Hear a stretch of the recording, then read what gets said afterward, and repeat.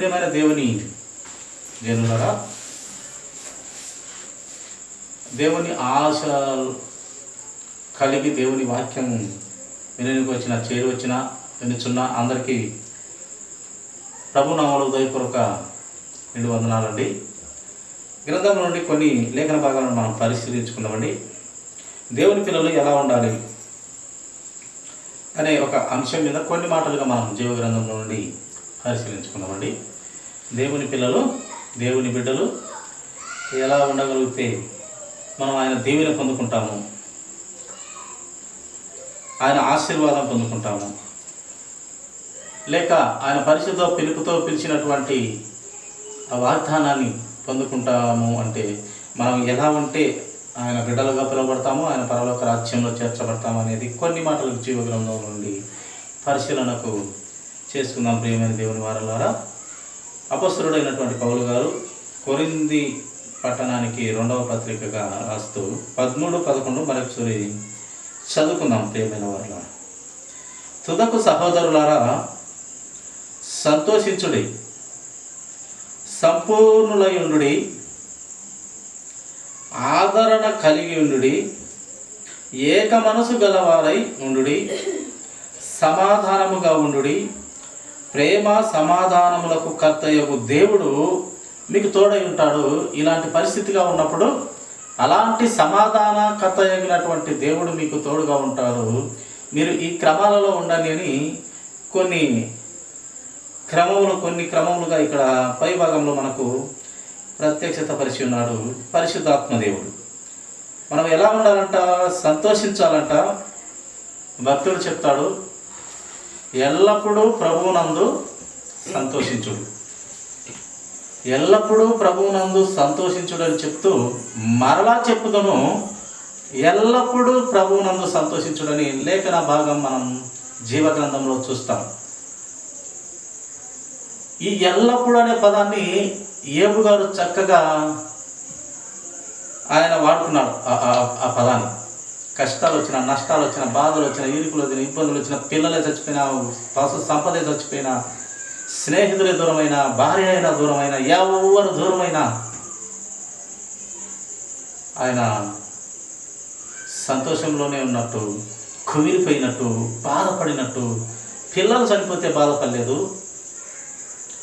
పశు సంపదంతా పోయినా కూడా బాధపడలేదు, ఇల్లు అంతా కొట్టుకొని ఆ యొక్క గాలి వచ్చి అంతా ఇల్లంతా పడిపోయిందని చెప్పినా బాధపడలేదు, ఎడ్లు, గాడిదలు, గుర్రాలు అన్నీ పోయినా కూడా బాధపడలేదు, పిల్లలు పోయినా బాధపడలేదు, భార్య దేవునికి వ్యతిరేకంగా మాట్లాడుతున్నా ఆయన బాధపడలేదు.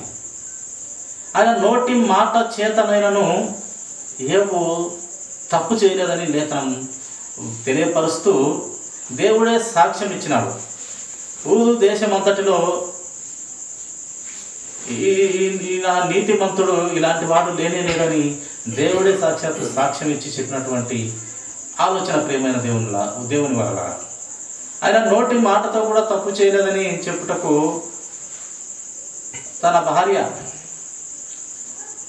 ఇంకా నువ్వు వదలలేదని ఆయన యోబు, నా భర్త అయిన యోబు ఇంకా వదలలేదు, నీకు సిగ్గుమానం లేదా? అంత పోయినే ఆస్తి అంత భయ, పిల్లలు భయ, ఇంకా ఏముంది నీకు మిగిలి?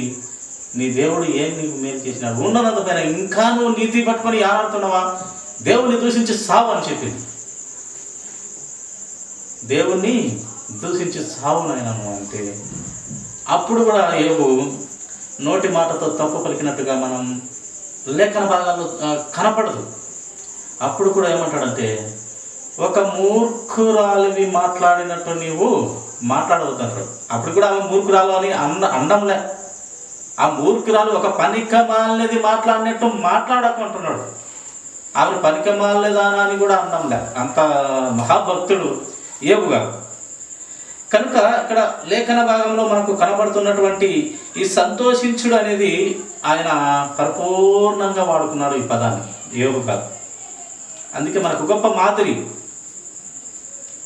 ఎంత బాధ, వేద, శరీరంలో పుండ్లు, కుక్కలు వచ్చి నాకు చిల్ల పెంకులతో గీక్కుంటున్నా బాధపడలా ఆయన. నా సృష్టికర్త అనేవాడు గొప్పవాడు అని నమ్మినటువంటి నమ్మకమైన గొప్ప విశ్వాసంలో ఉన్నటువంటి యోబు. ఇంచుమించు అబ్రహాముతో సరితూగే యోబు. అబ్రహాం కూడా దేవుడు ఒక్కపారిగా వాక్యం వచ్చే విని దాన్ని నమ్మి అది ఆయనకు నీతిగా ఎంచబడినది కనుక ఆయన నీతిమంతుడిని పిలువబడుతూ వచ్చినాడు యోబు, అబ్రహాం. అట్లా యోబు కూడా చక్కగా ఆయన నోటి మాటతో కూడా తప్పు చేయకుండా చాలా యథార్థంగా పవిత్రంగా బ్రతికి నమ్మిన దేవుణ్ణి విడువక పట్టుకొని ఉన్నందున ఏవైతే పోయినాయో, ఏవైతే పిల్లలు పనిపోయినారో, ఆ యొక్క పశు సంపద అంతా పోయిందో, స్నేహితులు పోయారో, భార్య పోయినా, అందరూ కూడా దూరమైనా చనిపోయినా అంతా పోయినా కూడా చివరికి దేవుడు తన విశ్వాసాన్ని, తన నమ్మకత్వాన్ని గమనించి డబల్ డబల్ డబల్ డబల్ అన్ని డబల్ ఇచ్చినాడు, పిల్లలతో సహా డబల్ సంపద మళ్ళీ. అదే దేవుని గొప్ప విశ్వాసం కలిగినటువంటి యోబు. నన్ను నమ్మిన దేవుడు నన్ను విడువడు, ఎడబాయడు, చేయి పట్టి నడిపిస్తాడు ఆయన అని నమ్మినటువంటి మహాభక్తుడైనటువంటి యోబును మనము గుర్తు చేసుకుంటూ ఉన్నాము ఈ లేఖన భాగంలో నుండి. ప్రియమైన వారు కనుక సంతోషించుడి, సంపూర్ణులై ఉండుడి, సంపూర్ణత కలిగి ఉండాలి. చివరి ఊపిరిపోయేటప్పుడు కూడా దేవుని నమ్మకం నుండి వేరైపోలేదు, నమ్మకంలోనే ఉండిపోయాడు యోబు. కానీ చాలామంది మహాభక్తులు, భక్తురాలు, ప్రవక్తలు. కనుక ఇట్టి స్థితిలో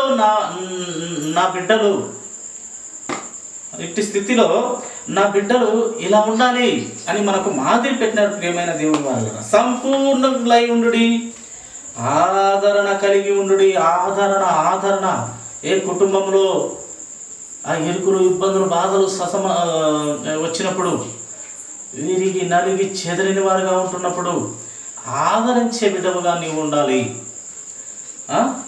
ఒక్కొక్కరి లోకంలో చూస్తాం, ఇరుగు పొరుగు కానీ లేదా మనకు శత్రువులు కానీ ఏదన్నా వాళ్ళు నష్టపోతే సంతోషించే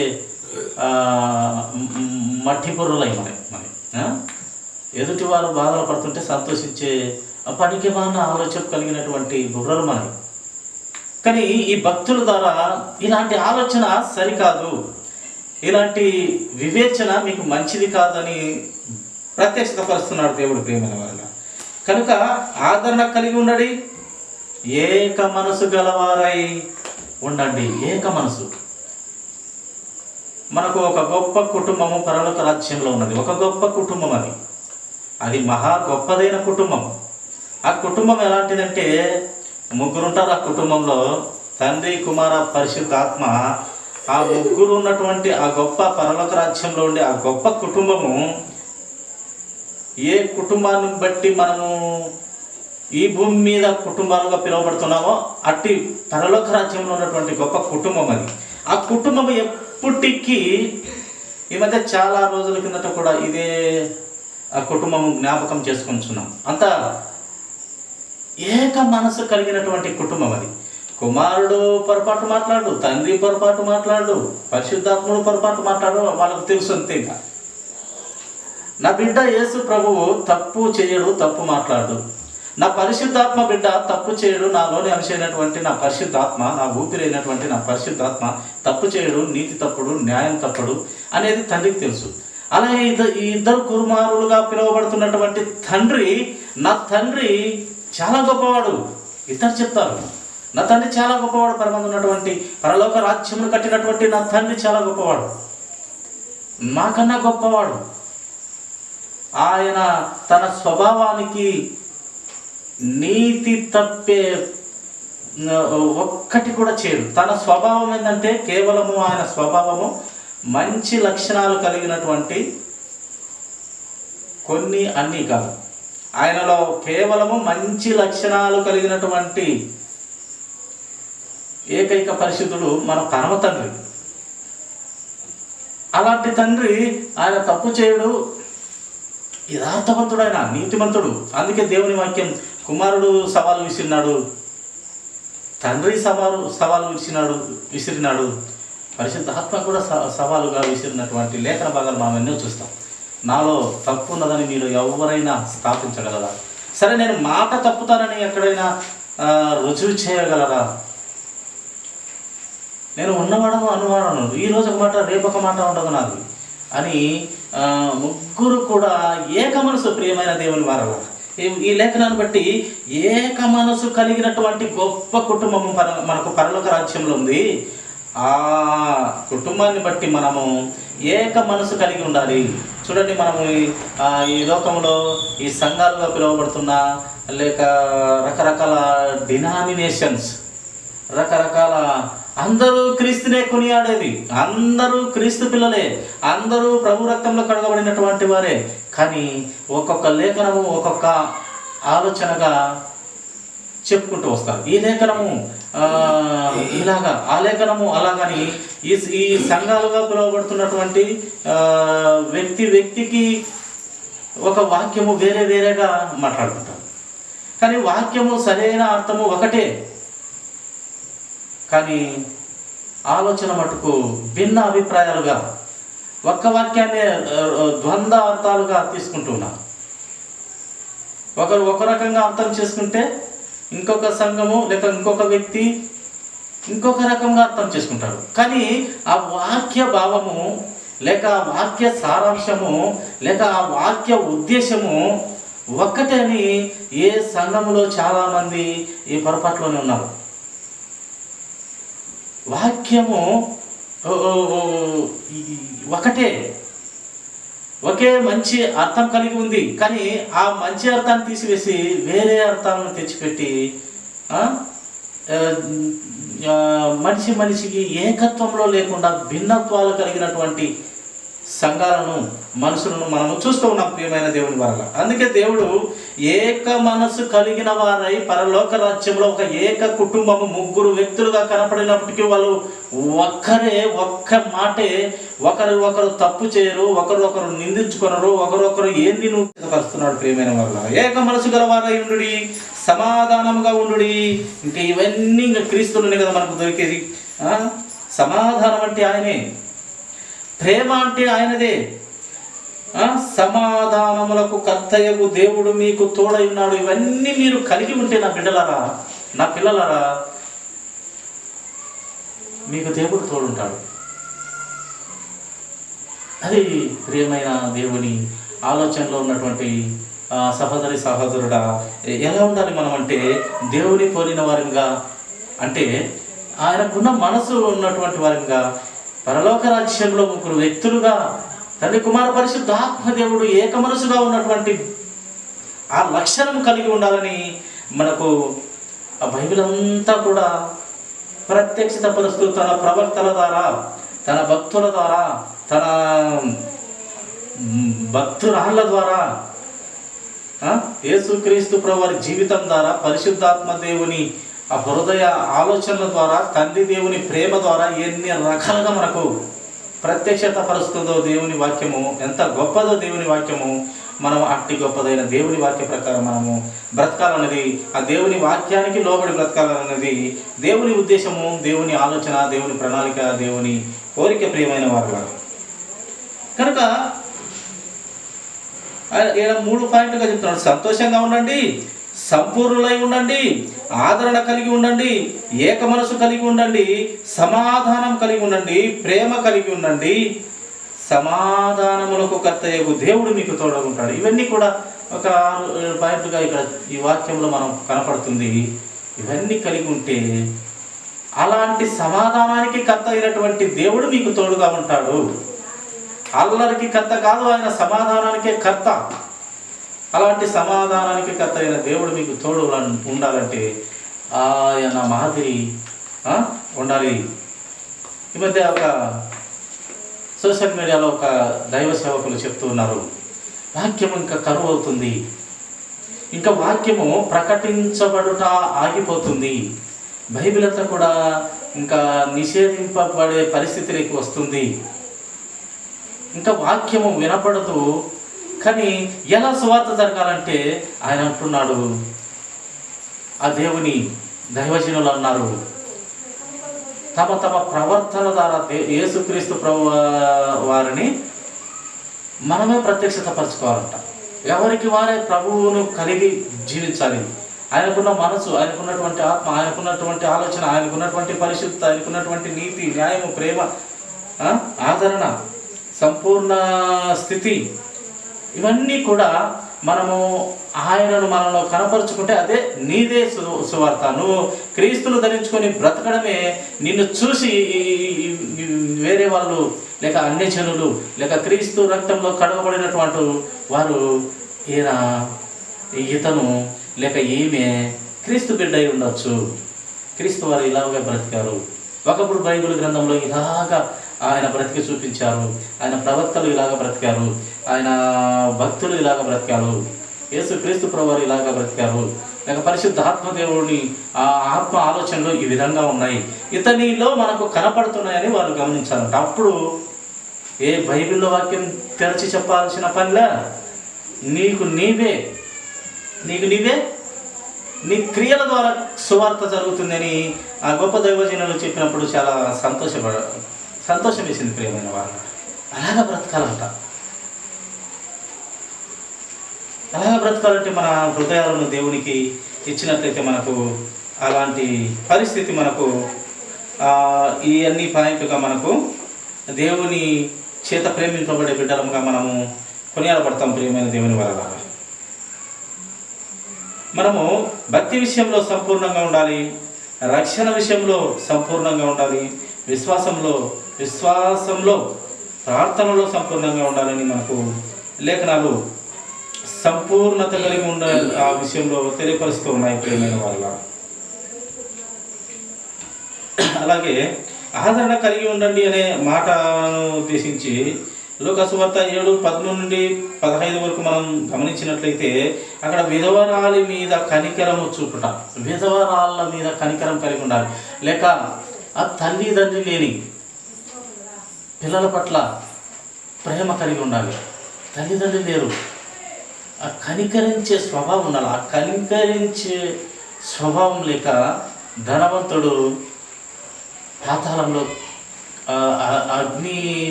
అగ్నితో కాల్చబడుతూ ఆవేదన పడుతున్నాడో మనం చూస్తాం.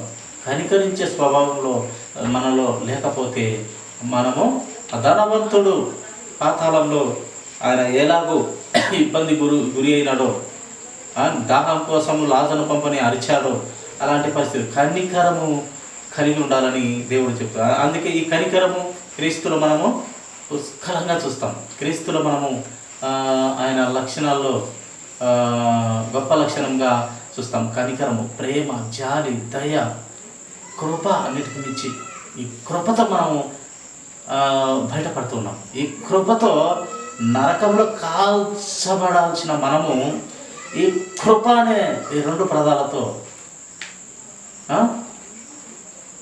మనము ఆయన రాజ్యంలోకి వెళ్తూ ఉన్నాం. ఆ కృపను పొందుకుంటే వెళ్తాం, ఆ కృపను అంగీకరిస్తే వెళ్తాం. ఆ కృప ద్వారా వెళ్ళాలంటే మొట్టమొదటిగా మనలో ఒక గొప్ప కార్యం జరగాలి. ఈయన దేవుని కుమారుడు యేసయ్య, ఈయన నీతిమంతుడు, పాపము తీసే అధికారి, ఈయన మాత్రమే పరిశుద్ధుడు అని ఏ ఆత్మ ఒప్పుకొని తమ పాపముల నిమిత్తము పాప క్షమాపణ నిమిత్తము మారు మనసు కలిగి బాప్తిసం పొందుకుంటే ఆ కృపను నీవు పొందుకున్నట్టు, ఆ కృపకు నీవు వారసులు అయినట్టు, ఆ కృపలో ఉన్నటువంటి ఆ పరమ తండ్రి బిడ్డమైనట్టు, ఆయన సొత్తు అయినట్టు, ఆయన రక్తంలో కడగబడిన బిడ్డమైనట్టు, ఆయన కోసం బ్రతికే పిల్లలమైనట్టు. కనుక కృపను మనము పొందుకునే బిడ్డలంగా ఉండాలి. కనుక కనికరము ఉండాలి అని మనకు తెలియపరుస్తుంది. అందుకే చూడండి, కనికరము గలవారు ధన్యులు అని లేఖనంలో రాయబడుతుంది, దుఃఖపడేవాడు ధన్యులు అని లేఖనంలో రాయబడుతుంది. అలాగే చూడండి, ఏక మనసు కలిగి ఉండాలంటే ఈ ఏక మనసు మనం అనుకున్నట్టు ఇందాక త్రియేక దేవుడైనటువంటి తండ్రి, కుమార, పరిశుద్ధాత్మ దేవునిలోనే చూస్తాం ఏక మనసు. చూడండి, ఫిలిప్పీలకు రాసినటువంటి అపొస్తలుడైన పౌలు గారు 2వ అధ్యాయం 5వ వచనం ఒక మాట మనం గమనిస్తాం. ఫిలిప్పీలకు రాసినటువంటి పత్రిక అపొస్తలుడైన పౌలు గారు 2:5 చదువుతున్నాం. చూడండి, ఇది అందరూ బాగా ఎరిగినటువంటి వాక్యమే. ఇక్కడ వ్రాసినటువంటి ఆలోచన చూడండి, ఎలా ఉండాలంట మనము క్రీస్తు యేసునకు కలిగిన ఈ మనసు మీరును కలిగి ఉన్నాడు. ఇది క్రీస్తు యేసునకు కలిగిన ఈ మనసు తండ్రికి బాగా ఉంది, పరిశుద్ధాత్మునికి చక్కగా ఉంది. ఈ ముగ్గురు ఒకటైన ఆ ముగ్గురికి పుష్కలంగా ఈ గొప్ప మనసు వారిలో ఉంది. వారిని బట్టి మనము ఇలాంటి మనసు ఉండాలని భక్తుడు ఇక్కడ ఈ లేఖనంలో అపొస్తలులుగా పరిశుద్ధాత్మను పొందుకొని చక్కగా వ్రాయించినారు. క్రీస్తు యేసునకు కలిగిన ఈ మనసు మీరును కలిగి ఉండండి. ఆయనకున్న మనసు కలిగి ఉన్నట్లయితే మనము ఏక మనసు కలిగిన వారమైనట్టుగా ఉంటాం. ఆయన మనసు చూడండి, పాపి వచ్చి పడక ఏమంటాము, వ్యభిచారంతో పట్టబడిన స్త్రీ, వ్యభిచారంతో పట్టబడిన స్త్రీ వచ్చి యొక్క శాస్త్రులు పరిశీలు తరుముకుంటూ వచ్చి, ఆ ఊరిలోని వారు తరుముకుంటూ వచ్చి, ఇదేమే కళ్ళారా చూసినాం, వ్యభిచారం చేస్తుంటే పట్టబడింది. బోధకుడు నువ్వైతే ఏం చెప్తావు? ధర్మశాస్త్రం ప్రకారం మనం రాళ్ళతో కొట్టి సంపాలా, మేమైతే ఎంత నీతిమంతులం, పరిశుద్ధం, యథార్థవంతులం, మేమే తప్పు చేయలేదు అన్నట్టుగా ఆమెను వచ్చి పరిగెత్తుకుంటూ అక్కడ ఆగి ఆ బోధకుని ఆలోచన విందామని చెప్పినప్పుడు ఆయన చెప్పిన ఆన్సర్కు వాళ్ళకు దిమ్మ తిరిగి వెళ్ళిపోయినట్టుగా మనం చూస్తాం. అంటే చూడండి, శిక్షించాల్సిన వారిని, తప్పు చేసిన వారిని క్షమ అనే పేరుతో క్షమించి మళ్ళీ వారికి ఆమెకు మామూలుగా వదిలిపెట్టే, సరే ధర్మశాస్త్ర ప్రకారం చంపేయండి అంటే చంపేస్తారు, లేక ఆయన ఆ సమయంలో అక్కడ కనపడకుండా చంపేసేవారు. యేసుక్రీస్తు ప్రభువు అక్కడ ప్రత్యక్షతపరచకుండా ఆమెను చంపేసేవారు. కానీ ప్రభు ప్రత్యక్షత అయ్యి, మీరు పాపం ఎవరన్నా చేయని వాళ్ళు ఉంటే బేన్నైనా తప్పులేదు, పాపం చేయకుండా ఉండాలైతే, మీరు పాపం చేయకుండా ఉన్నట్లయితే మీరు ఆ రాయి వేసేదానికి అర్పడమే, పాపం చేస్తే మళ్ళీ అర్హత పోతుంది నీకు అని చెప్పినప్పుడు ఎవడు పరిశుద్ధుడు? బైబిల్ చెప్పింది. ఎవడు నీతిమంతుడు? ఎవడు పరిశుద్ధుడు? ఎవడు యథార్థవంతుడు? కల్లి గర్భంలో నుండే పాపివి నువ్వు, బాల్యం నుండి నీ హృదయం చెడ్డది, ఎంత నీతిగా బతికినా మురికి గుడ్డలు, నీ బ్రతుకంతా మురికి గుడ్డే, ఎవడు నీతిమంతుడు అని దేవుని వాక్యాలు మనకు కనపడతాయి.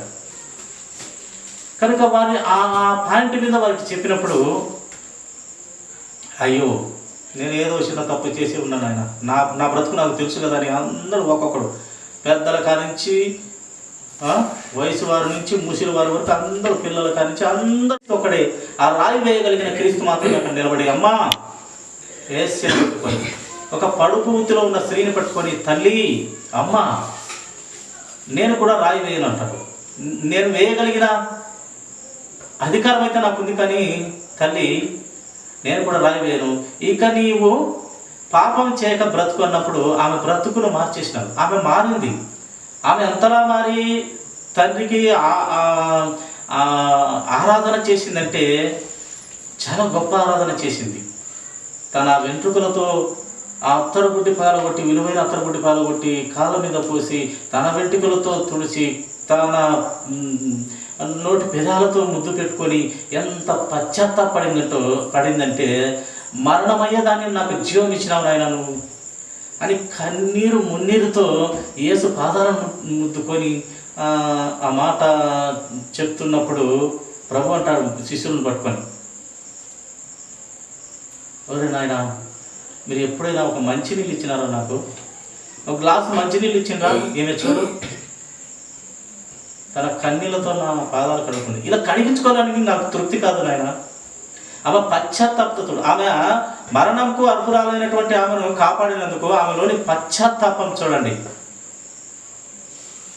ఆమెకు క్రొత్త జీవితం ఇచ్చినందుకు ఆ కృతజ్ఞత చూడండి అని శిష్యులను బట్టి ఆయన మంచినీళ్ళు ఇచ్చారు నాకు ఎప్పుడైనా అని అడిగినట్టుగా మనం జీవ గ్రంథంలో చూస్తాం ప్రియమైన వాళ్ళ. కనుక క్రీస్తు యేసు లాంటి మనసు ప్రతి విశ్వాసికి కలిగి ఉండాలి.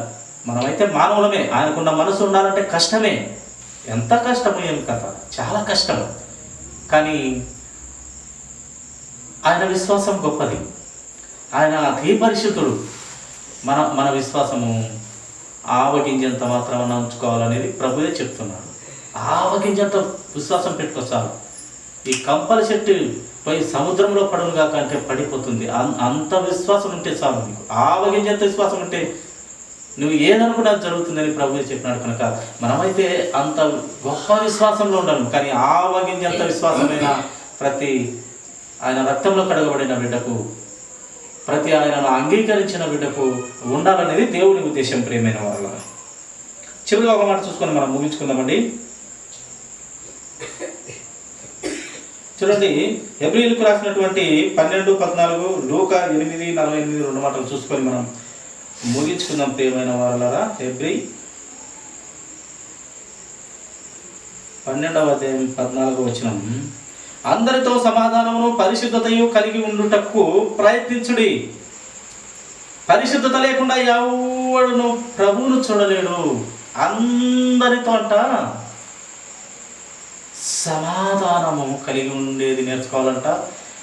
పరిశుద్ధత కలిగి ఉండుటకు ప్రయత్నం చేయండి. నాలాగా ఉండటం కష్టమే, మీకు నాలాగా ఉండటం మీకు కష్టమే. పరిశుద్ధతను కాపాడుకోనండి. అందుకే పౌలు భక్తుడు అన్నాడు, తుద వరకు నేను నా విశ్వాసాన్ని కాపాడుకున్నా. అంటే పరిశుద్ధతగా జీవించిన. ఇంకా నా కోసం నీతి కిరీటం ఉంది. ఇంకా నేను వెడలి తిని, నేను ముసిలివాడనైతిని. ఇంకా నాకు దేవుని పని చేయటప్పుడు శక్తి లేదు. ఇంకా నేను చక్కగా మరణమైన నాకు పరలోక రాజ్యంలో నీతి కిరీటం ఉంది. అయినప్పటికీ నాకు మాత్రమే కాదు, నా ప్రియ సహోదరుడా, కింది మాటగా ఆయన చెప్తూ, నాకు మాత్రమే కాదు నీతి కిరీటం మీకును ఇవ్వనికి దేవుడు సిద్ధంగా ఉన్నాడు, మీకును ఉంది. అయితే ఎలా బ్రతకమంటున్నాడు?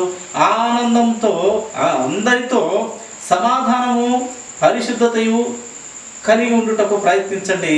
పరిశుద్ధత లేకుండా మీరు ఎవడే కానీ పరిశుద్ధత లేకుండా ప్రభువుని చూడలేదు. అందుకే దేవుడు పరిశుద్ధుడు కనుక ఆయన ఆజ్ఞించే దయ్యాలు ఉంటాయి.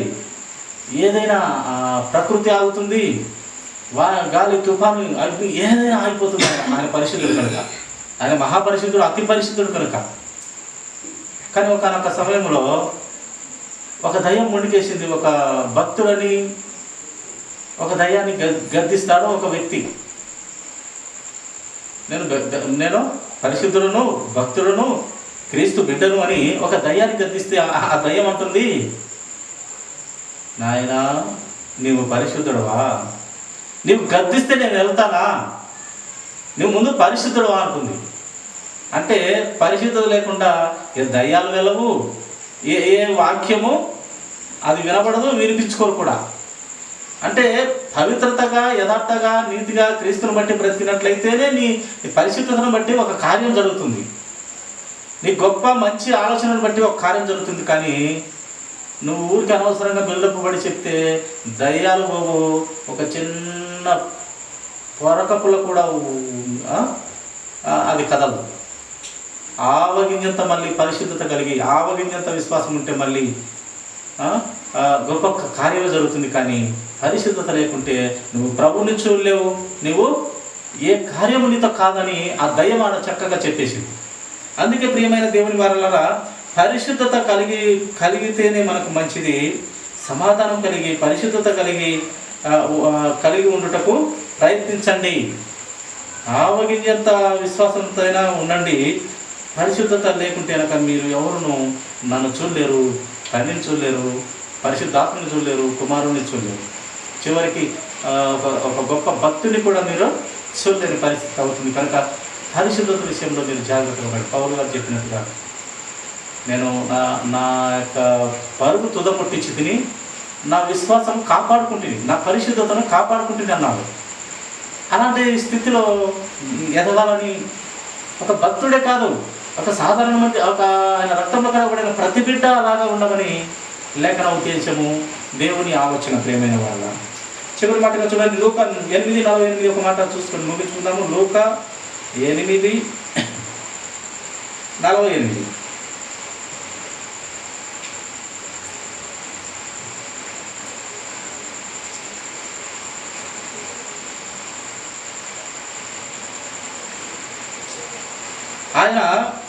ఇంకనూ మాట్లాడుచుండగా సమాజ మందిరపు అధికారి ఇంట నుండి ఒకడు వచ్చి, నీ కుమార్తె చనిపోయినది, బోధకుని శ్రమ పెట్టవద్దని అతనితో చెప్పాను. యేసు ఆ మాట విని, భయపడవద్దు, నమ్మిక మాత్రం ఉంచుము, ఆమె స్వస్థపరచబడునని అతనితో చెప్పి ఇంటికి వచ్చినప్పుడు పేతురు, యోహాను, యాకోబు అను వారిని, ఆ చిన్నదాన్ని తల్లిదండ్రులను తప్ప మరెవ్వరిని ఆయన లోపలికి రానియలేదు. అందరూ ఆమె నిమిత్తమై ఏడ్చుచు రొమ్ము కొట్టుకొంచుండగా ఆయన వారితో, ఏడవద్దు, ఈమె నిద్రించుచున్నదే కానీ చనిపోలేదని చెప్పాను. ఆమె చనిపోయేదని వారు ఎరిగి ఆయనను అపహసించారు. చచ్చిపోయిన దాన్ని పట్టుకొని అది బతుకున్నది అంటున్నాడే అని ప్రభువును అపహసించినారు. అయితే ఆయన ఆమె చేయి పట్టుకొని చిన్నదానాన్ని ఇమ్మని చెప్పగా ఆమె ప్రాణము తిరిగి వచ్చాను కనుక వెంటనే ఆమె లేచను. అప్పుడు ఆయన ఆమెకు భోజనం పెట్టుడని ఆజ్ఞాపించాడు. చూడండి, ఆయన నిద్రిస్తున్నది లేదని చెప్పినప్పుడు వాస్తవము అక్కడ ఉన్న వారికి తెలుసు. చనిపోయినది ఒక డాక్టరు కరెక్ట్గా చెక్ చేసి చనిపోయిందని రుజువు చేసి పెట్టింటారు. అనుభవజ్ఞులు చూసి చనిపోయిందని పెట్టింటారు. చచ్చిపోతే నిద్రిస్తుంది అంటాడే. ప్రభువు సర్వశక్తిమంతుడు. ప్రాణము ఆయన తీసుకున్నటకు, ఇచ్చుటకు, లేక ప్రాణము చనిపోయిన వారిని బ్రతికించుటకు అధికారం కలిగినటువంటి దేవునికి అసాధ్యమైనది ఏముందన్నదని చనిపోయిన ఆమెను నిద్రిస్తున్నదని చెప్పినప్పుడు వారు నమ్మలేని వారుగా అపహసించినట్టుగా చూస్తారు. కానీ చివరికి ఆ చేయి పట్టుకొని, సర్వశక్తిమంతుడైన క్రీస్తు చేయి పట్టుకొని చిన్నదానాలు లే అన్నప్పుడు ఆమె లేచి కూర్చున్నప్పుడు ఆమెకు ఆహారం పెట్టనంటారు. అంటే దేవునిలో ఎంత గొప్ప పరిశుద్ధత, ఎంత నీతి యథార్థత ఉంది. కాబట్టి చనిపోయిన ఆ శరీరం కూడా దేవుని వాక్కుకు అలా లేచి కూర్చుంటుంది. ప్రియమైన ఎంతమందిని ఆయన బ్రతికించాడు యేసుక్రీస్తు ప్రభు. చాలామందిని బ్రతికించాడు, లాజరును బ్రతికించాడు. కనుక ప్రియమైన దేవుని జనాంగమా, యేసుక్రీస్తు ప్రభు వారు ఎంత గొప్ప ప్రేమ చూపించే దేవుడో, తన బిడ్డల పట్ల ఇంకా ఎంత ప్రేమ చూపించే దేవుడో. నేను మాత్రమే లేపడమేంది ఈ శవాలను, లేక ఈ చనిపోయిన వారిని, లేక ఈ నిద్రిస్తున్న వారిని, నా పిల్లలు కూడా లేపాలి, నా రక్తంలో కడగబడిన బిడ్డలు కూడా లేపాలని ఎంతోమంది భక్తులు చనిపోయిన వారిని లేపినట్టుగా మనం జీవగ్రంథంలో చూస్తాం. కనుక ఆయన చేసే ప్రతి అద్భుతము తన బిడ్డలు కూడా చేయాలని కోరుకునే పవిత్రత కలిగినటువంటి దేవుడు మన యేసుక్రీస్తు. అంత గొప్ప ఆలోచన కలిగినటువంటి దేవుడు, అంత ఉన్నత ఆలోచన కలిగినటువంటి దేవుడు. మీరు నా సొత్తు అంటే ఏమని అర్థం? మీరు నాతో సమానులు, నా సొత్తు మీరు. అందుకే దేవుడు నిజంగా పరలోక రాజ్యంలో మనిషికి ఒక గొప్ప అధికారం అక్కడ ఇవ్వబోతున్నాడు. మనిషిని చాలా ఉన్నతమైన వ్యక్తిగా అక్కడ నిలబెట్టబోతున్నాడు. దేవదూతల కంటే ఉన్నతమైన వ్యక్తినిగా అక్కడ ఉంచబోతున్నాడు. ఎందుకంటే దేవదూతలకే బోధ చేసేది జ్ఞానము దేవుడు మనకు అక్కడ ఇచ్చి అక్కడ మనల్ని వారికి బోధ చేసే బిడ్డలుగా మనల్ని తయారు చేయబోతున్నాడు దేవుడు. ఆ తయారు చేయట ఆయన 1000 ఏళ్ల పరిపాలనలో కావచ్చు. ఇక్కడంతో ఇంతో దేవుడి వాక్యం నేర్చుకుంటే మళ్ళీ తర్వాత ఆయన 1000 ఏళ్ల పరిపాలనలో 7 ఏళ్ల పెళ్లి విందులో ఎప్పుడు మనకు ఆయన జ్ఞానం నేర్పుతాడో. మనకు బైబిల్ మనకు ఆ యొక్క ఎవరైనా అయితే ఇవ్వలేదు, కానీ ఒక అంచెన అంతే. కనుక ప్రియ దేవుని జనాంగమా, పరిశుద్ధత కలిగి ఉండట మనకు చాలా ముఖ్యం. కనుక అటు పరిశుద్ధత కలిగినట్లయితే మనము క్రీస్తు యేసు లాంటి మనసు మనము కలిగి ఉంటే మనము గొప్ప కార్యాలు చేసే బిడ్డలుగా, దేవుడు అట్టి అధికారం ఇచ్చే బిడ్డలుగా మనము చూస్తూ ఉన్నాడు గ్రంథం ద్వారా. గ్రంథంలో మనకు ప్రత్యక్షత పరిచినాడు అలాంటి పరిస్థితులన్నీ కూడా. కనుక అట్టి స్థితిలో దేవుని బిడ్డలముగా మనం ఎలా ఉంటే ఆయన ఆశీర్వదిస్తాడు, ఎలా ఉంటే దీవిస్తాడు, ఎలా ఉంటే ప్రేమిస్తాడు, ఎలా ఉంటే పరలోక రాజ్యం ఇస్తాడు, ఎలా ఉంటే ఆయన ఉన్నతమైన లక్షణములన్నీ మనకు నేర్పించి మనల్ని అలా తయారు చేస్తాడు. అందుకని ఈ పరిశుద్ధత, యథార్థత, ఈ ఏక మనసు, సంపూర్ణత, ఇవన్నీ కలిగి ఉంటే మనకు మంచిదని దేవుడు లేఖనాల ద్వారా మనకు ప్రత్యక్షపరిచినట్టు. కొద్ది మాటలు దేవుడు దీవించిన